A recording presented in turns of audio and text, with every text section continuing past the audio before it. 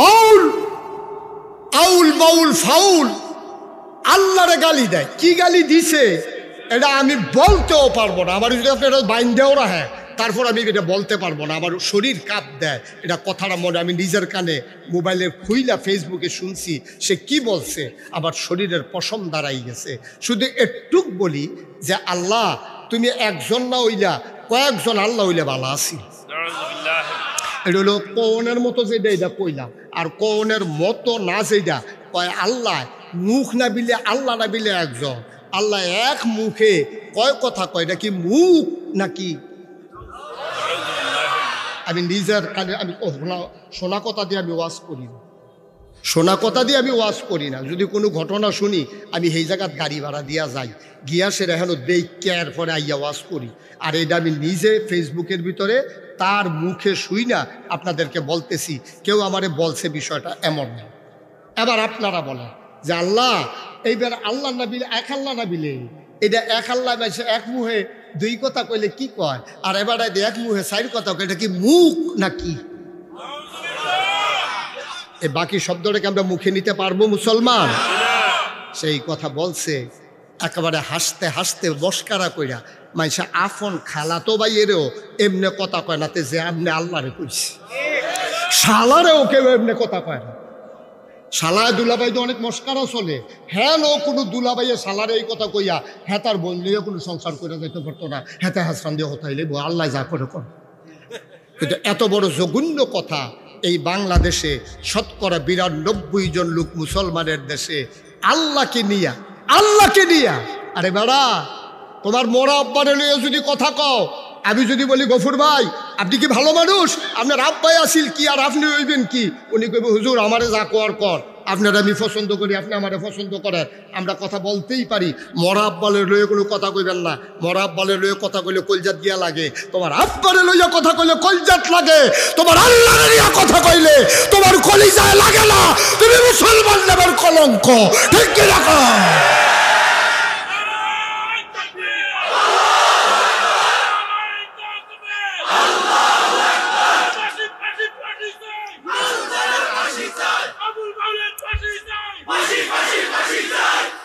সবাই কন আমিন।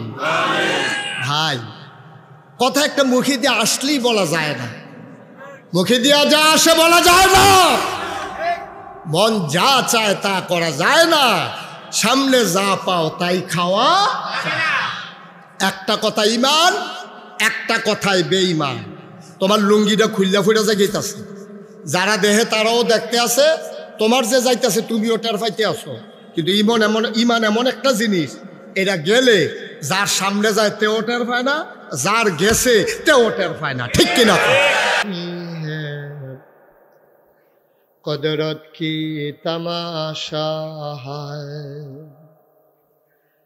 মদিনা কি গলি মে जन्नत की नमूना है, मदीना की गली में बलागल औला बिकमालिही कशफ दुजा बिजमालिही हसनत जमीओ खसाबिही सल्लो अलैहि सल्लमो या कौम बल सल्लो अला सदरि रामिल मुस्तफा मा जाइल्ला रहमतन लिल अल्लाहुम्मा सल्लो व सल्लिम وبارك عليه لا إله إلا الله لا إله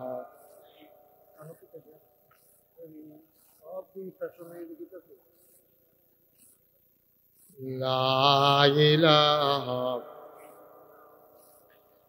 لا إله لا إله إلا الله لا إله ইল্লাল্লাহ লা ইলাহা ইল্লাল্লাহ লা ইলাহা লা ইলাহা লা ইলাহা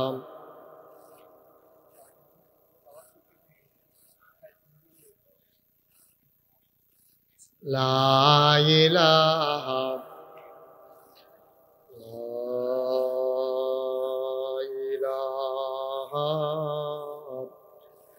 ইল্লাল্লাহ মুহাম্মাদুর রাসূলুল্লাহ সাল্লাল্লাহু আলাইহি ওয়াসাল্লাম আল্লাহুম্মা সাল্লি ওয়া সাল্লিম ওয়া বারিক আলাইহি। সবাই পড়ি আলহামদুলিল্লাহ। আপনার এদিকে বসেন, এই শুধু একজন মাইকম্যান ছাড়া সব সরব, এদিকে গিয়ে বসেন। সুন্দর ছেলেরা বসাই দেন তো, ঠিক আছে। যারা দাঁড়িয়ে আছেন সবাই বসে পড়ুন। আমি তো আপনাদের পুরাতন মানুষ, 17তম মাহফিল নাকি, এর ভিতরে তো বোধ হয় 14 বার না 15 বার আমি আইছি। হ্যাঁ, পুরান মানুষ। বসেন। এই মোবাইলটা বন্ধ করা, আপনি পকেটে ঢোকান মোবাইলটা। যারা মোবাইল ধরে রেখেছেন মোবাইলগুলো বন্ধ করেন। আপনি এটার দিকে তাকাই থাকলে ওয়াজ শুনবেন কেমনে? এটা লইয়েছেন কীর্তনে হলো, আপনি তো একবারও আমার দিকে চাইছেন না, মোবাইলটা নিজের দিকটা চাইয়া দিচ্ছেন। এটা তোমরা আরেকটু সাইডে দিতে পারলো না ইয়াটা, ক্যামেরাগুলা তোমরা দুই সাইডে ক্যামেরা দিছো, এখন মানুষজন দেখবে কেমনে? তাহলে এক সাইডে দিতে সবগুলা। ওকে, ঠিক আছে। তোমরা দাঁড়াইও না, একবারে ফিক্সড করে বসো, শেষ পর্যন্ত আর দাঁড়াবা। বসেন। সবাই পড়েন আলহামদুলিল্লাহ জুড়ে, আরো জুড়ে আলহামদুলিল্লাহ। লতিফ সরকারের দিকে ঘুরে বসেন, আমার দিকে সিদ্দিক সাহেব ওই দিকে ঘুরে বসেন, সাইফুল ভাইয়ের মতো ঘুরে বসেন। ওয়াজ হইল, হ্যাঁ এবার খাইয়ে দিচ্ছে। হ্যাঁ, সবাই পড়েন আলহামদুলিল্লাহ। আল্লাহ তাবারক ওয়া তাআলার দরবারে আমরা লাখ কোটি শুকরিয়া জ্ঞাপন করছি, জেনে আমাদেরকে ঐতিহ্যবাহী ঐতিহ্যধন্য প্রাচীনতম জনপদ যে মাহফিলটা শুরু করেছিল আমাকে দিয়ে, সে অনেক বছর আগের কথা, 17 বছর। ঐতিহ্যবাহী পশ্চিম সপাড়া বাইতুন নূর জামে মসজিদ পরিচালনা পর্ষদের উদ্যোগে 2 দিন ব্যাপী 17তম বার্ষিক তাফসীরুল কোরআন ওয়াজ মাহফিল উপলক্ষে আজ উদ্বোধনী দিবস, শুরুর দিন 16ই নভেম্বর, রোজ রবিবার। বরকতময় দিন শেষে অন্ধকারের চাদর যখন পৃথিবী ঢেকে দিয়েছে, জানান দিয়েছে রাত হয়ে গেছে। গত বছর এই সময়ে যেই শীত পড়েছিল তার চাইতে আল্লাহ শীতকে কমিয়ে দিয়েছে। অনুকূল আবহাওয়া, মনোরম পরিবেশে যিনি এই এলাকার হাজার হাজার মানুষ থেকে যাচাই করে, বাছাই করে, করুণা করে, দয়া করে, মায়া করে, সকল প্রকারের ঝামেলা থেকে মুক্ত রেখে, অসুস্থতা থেকে সুস্থ রেখে আসার বসার, কিছু কথা শোনার সুযোগ করে দিলেন। হৃদয়ের সবটুকু আবেগ, উচ্ছ্বাস, ভালোবাসা, আকুতি কাকুতি মিনতি জমা করে মাবুদের শিখানো কালেমা দিয়ে চিৎকার করে সবাই পড়ি আলহামদুলিল্লাহ। জনাব সাহেবে সদর, আজকের এই মাহফিলের জনাব সভাপতি জনাব মোহাম্মদ নূরে আলম ভুইয়া আমার খুব কাছের মানুষ। গত বছরও যার সাথে দেখা হয়েছিল, উনি ইঞ্জিনিয়ার না, ব্যবসা করে, বিশিষ্ট ব্যবসায়ী, সমাজসেবী। প্রধান অতিথি জনাব মোহাম্মদ সাইদ আসছেন, উনি আসেন, কথা বলেছেন আমার পূর্বে আমার প্রিয় ভাই, আমার দ্বীনি ভাই, যিনার আব্বা দীর্ঘ অনেক বছর আগে এখানে ইমামতি করে গেছেন। আজকে তার সুযোগ্য উত্তরসূরি আপনাদের মাঝে নতুন করে আবার পরিচিত হয়েছে।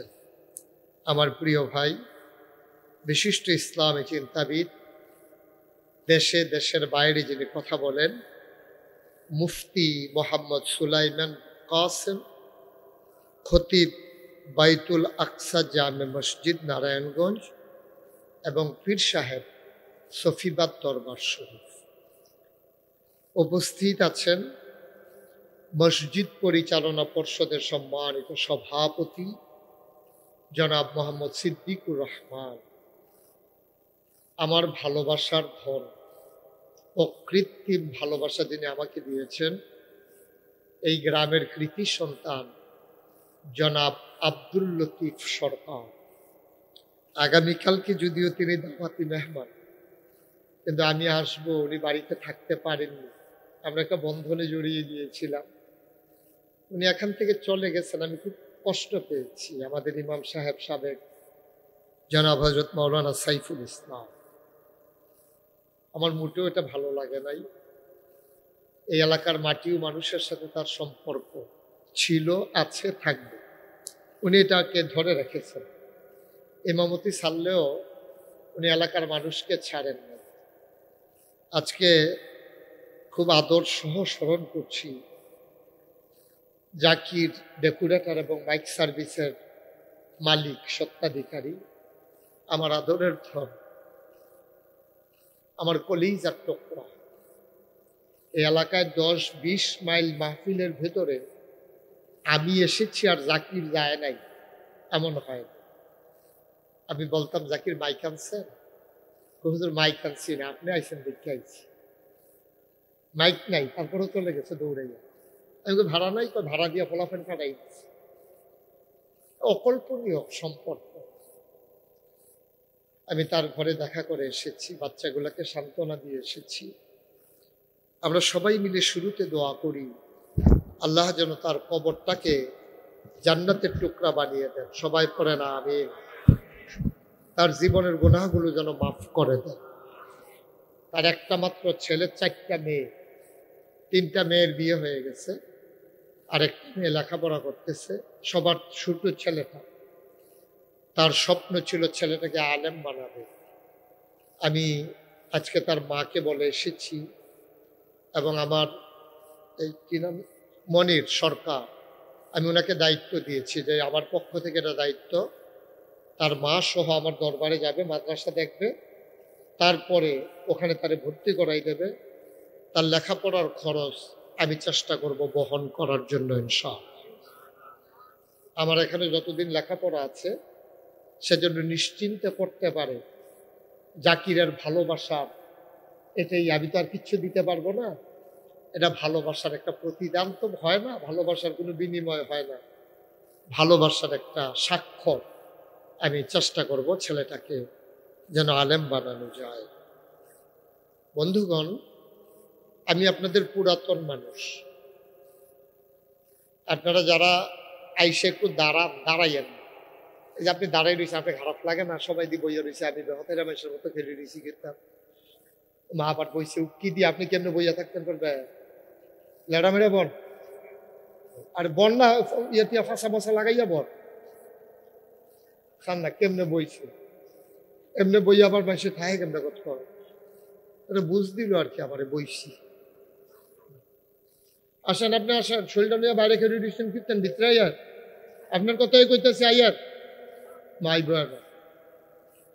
তুমি ভিতরে আসো, তোমার কিন্তু বুঝানো না। আরে আইও না, ভিতরে আইও না। হ্যাঁ রে, তোমার কথাই তো কইতে আসি। তার কথা খুশি বস, যারা আইসা পড়ছো বসো, এখন আর ভলেন্টিয়ার লাগবে না, আমিও যখন ভলেন্টিয়ার। এই মাহফিলটা তো সফার আর না, এটা তো আমার মাহফিল। আমি যখন তারিখ দিছি তখন এটা আমার মাহফিল, নাকি আমার মাহফিল না? সবাই পড়ে না আমি।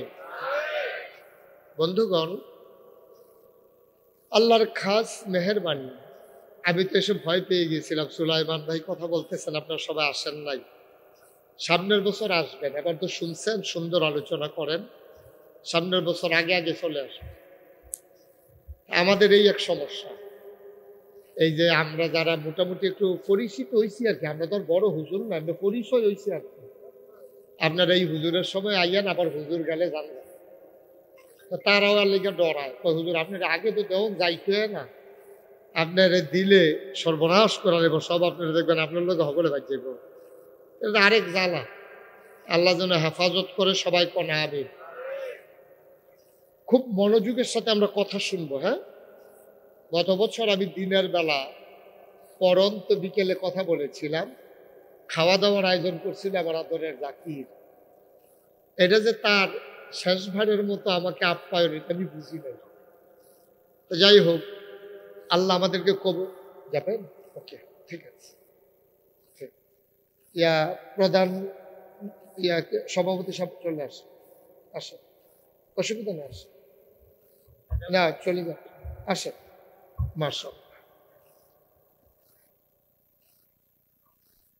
মাশাআল্লাহ, আজকের মাহফিলের সভাপতি উনি বসেছেন, তো ওনার ব্যস্ততা আছে, আবার আরেক জায়গায় হয়তো যাবেন অথবা বাড়িতে যাবেন, তো আমরা ওনাকে বিদায় দিয়ে দিলাম।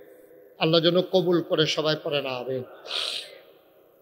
বন্ধুগণ, যেই কথাটা বলতেছিলাম, গভীর মনোযোগ, এই যেটা শুধু আমার দিকে তাকাই থাকবেন। হ্যাঁ, এদিক সেদিক তাকাই না, মনোযোগের সাথে ওয়াজ শুনবেন। 17 বছর ধরে ওয়াজ চলতে আছে এই সব পাড়ায়, এর আগেও তো মুরব্বীরা হয়তো করছে, কিন্তু মসজিদ কেন্দ্রিক এটাই আমাদের আয়োজন। এত ওয়াজ লাগবে কেন? যে 17 বছর ওয়াজ হওয়ার পরে আমরা বদলাইতে পারলাম না, এটা আমাদের জন্য শুভ লক্ষণ। আমার সভাপতি সাহেব সুন্দর করে যে কথাটা বলেছেন, আমার হৃদয়ে লেগেছে, আমার মনের ভিতরে আঘাত কেটেছে, দাগ কেটেছে, যে একটু বদলাইলেই তো হয়। এই কোরআনুল কারীম, এটা তো শুধু নামাজ পড়ার জন্য, রোজা রাখার জন্য না, গোটা জিন্দেগিটাকে আপনি কেমন করে সাজাবেন, এই গোটা জিন্দেগিটা সাজানোর জন্য এই কোরআনের ভিতরে বিধিবিধান আছে। আপনি যদি কোন হুজুর সব কি কোরআনও আছে না, সব কোরআনও নাই। আর কোরআনও যেমনে আছে, আমরা হুজুররাও এমনি বুঝি না, এটা বুঝনের লেগে আবার নবীজির হাদিসের কাছে যাওয়ান লাগে। সুবহানাল্লাহ কইতেন না? সবাই কইছে না, সবাই কইলে তো লতিফ সরকারে তো কইছে না। এবারে তো মনে করছে যে হুজুর আমার মায়া করে, আমার কি দমক দিবনি, আমি তো দমক দিতাম পারি, এবারও তো এটা জানে না। সাবধান, আওয়াজ করবেন লইয়া, বলেন সুবহানাল্লাহ। এই সুন্দর, এই 30 পারা কোরআন আমাদের জন্য জীবন বিধান, 30 পারা কোরআন আমাদের জন্য সংবিধান, 30 পারা কোরআন আমাদের পথ চলার পাথেও, 30 পারা কোরআন জান্নাতের ঠিকানা। সুবহানাল্লাহ কয় না? এই 30 পারা কোরআনের ভিতরে সব কথা আল্লাহ বলে দিয়েছে, এমন কোনো কথা নাই যেটা আল্লাহ বলেন না। ওই যে বলছিলাম, কোরআনের ভিতরে যেটা অস্পষ্ট, নবীর হাদিসের মাধ্যমে এটা সুস্পষ্ট। সুবহানাল্লাহ বলবেন না? আমি আজকে কুমিল্লা বাসায় ছিলাম, ওনারা আমার বাসা পর্যন্ত গেছিল, সিদ্দিক সাহেব, লতিফ সাহেব, সাইফুল ভাই সহ, অশোকতলায়, ওইখানে আমার সাথে দেখা করছে। ওই বাসায় ছিলাম আজকে, শায়দ গতকালকে মাহফিল থেকে বাসায় গেছিলাম। তা আজকে বিকেলবেলা একটু সময় পাইয়া একটা কেতাব পড়তেছিলাম, সেইখান থেকে আজকে কিছু কথা আমার খুব মনে লেগেছে, এই কথাগুলো আপনাদের জন্য নিয়ে আসছি। আল্লাহ যেন কবুল করে, সবাই পড়ে না আমি। আমরা আজকে সেই থেকে আলোচনা করব ইনশাআল্লাহ। আল্লাহ যেন কবুল করে, সবাই পড়েন আমিন। দয়া করে যারা বসছেন, ভাই আপনি এইভাবে রেকর্ডও করতে পারবেন না, কারণ আপনার সাথে আমার সাউন্ড কানেকশন নেই। দয়া করে মোবাইলটা বন্ধ করে দেন, আমি খুশি হব। আপনি ইউটিউবে অনেক ওয়াজ আছে, আপনি কয়টা দেখবেন? বন্ধ করে রাখা দেন নিচে, পকেটে ঢুকাইলাম, মোবাইলটাতে পকেটে ঢুকাইলাম। এটা আপনি বিরক্ত করতে আসছে, বন্ধ করেন না।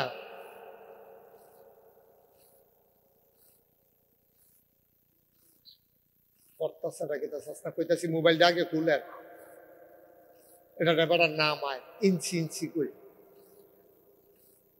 কার মার্কা। এমন আছে ফজরের আজানও দিতে পারে না, মানি শেষ হইতে হইতে।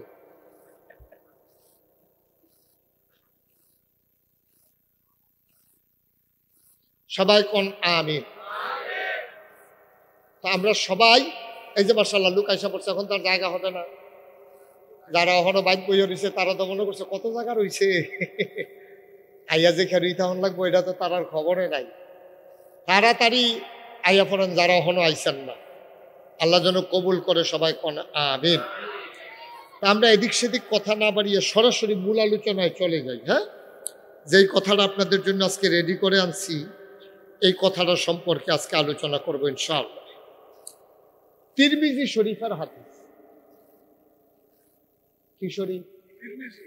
সবাই বলেন কি শরীফ? বিখ্যাত যে হাদিস গ্রন্থ আছে এর ভিতরে অন্যতম একটা হাদিস গ্রন্থ হলো তিরমিজি শরীফ। সাহাবী যারা হাদিসগুলো বর্ণনা করছে এর ভিতরে অন্যতম একজন সাহাবা হইল আবু হুরায়রা। সবচেয়ে বেশি হাদিস যিনি বর্ণনা করেছেন তার নাম হইল আবু হুরায়রা। সুবহানাল্লাহ বলবেন না? নবী সাহাবাদের নাম শুনলে কি পড়তে হয়? না, রাদিয়াল্লাহু তাআলা আনহু। আর নবীর নাম শুনলে কি পড়তে হয়? মাশাআল্লাহ, সচেতন শ্রোতা। দুই একবার না বারবার, দুই একদিন না প্রতিদিন, দুই এক সপ্তাহ না প্রতি সপ্তাহ, দুই এক মাস না 12 মাস, দুই এক বছর না সারা জীবন আমরা পড়ব সাল্লাল্লাহু আলাইহি ওয়াসাল্লাম। সাহাবায়ে কেরাম নবীর পেছনে পেছনে ঘুরতেন, ওনার একটা কথা শুনলে তারা সাথে সাথে মুখস্থ করে ফেলতেন। যারা লিখতে পারত, তখন কাগজ ছিল না, পাতার ভিতরে পাথরের ভেতরে খোদাই করে, চামড়ার ভিতরে, গাছের বাকলের ভিতরে নবীর কথাগুলো তারা লিখে রাখতেন।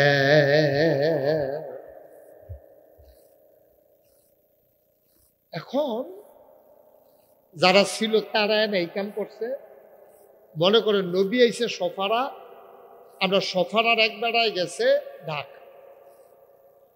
পরের দিন ঢাকার তাইয়া শুনছে নবীজি গতকালকে সফারা আইছে। আইয়ে লতিফ সরকারের দর্শে, ভাই নবীজি যে আইছিল কালকা, আপনি আসলেন নি? আমি আগাইয়া গিয়ে আনলাম না, ওই বাজারের মোটরসাইকেল আমি আগাইয়া আনলাম। তারপরে দরকারে আবার গাড়ি তুললা দিয়া এরপরে আমি বাইতেছি। আমার কোনো কাম আমি কিচ্ছু সামনে রাখছি না, সব ফালাই দিয়া আগাইয়া আনছি। নবী যেহেন গেছে হেন গেছি, একেবারে লগে লগে থেকে থেকে নবীর প্রতিটি কথা আমি খুব মনোযোগের সাথে খেয়াল রাখছি। সুবহানাল্লাহ কইতেন না? এবারার বাড়ি সফারা, এবারায় গেছে ঢাকা। পরের দিন আইয়া যখন এই লতিফ ভাইয়ের জিগাইছে, ভাই কিছু মনে কষ্ট নিয়েন না, আপনি এক কাপ চা খান, আমি খরচ দেন। আর নবীজি কিতা কিতা কইছে কথাটি কিন্তু আমারে কর। সুবহানাল্লাহ কইতেন না? এটা ছিল সাহাবাদের চরিত্র, এটা ছিল সাহাবাদের চরিত্র, এটা ছিল তাদের আচরণ, এটা ছিল তাদের জীবন। কারণ তাদের কলজা ভরা মায়া ছিল নবীর জন্য। সুবহানাল্লাহ কইতেন না? আচ্ছা, কিরকম মায়া এটা সিদ্দিক ভাই তো কোয়া দরকার আছে নি? দরকার আছে না এটা বুঝানোর লেগিয়া? নবীর কলজা, নবীর জন্য সাহাবাদের কলজা মায়াটা কিরকম এই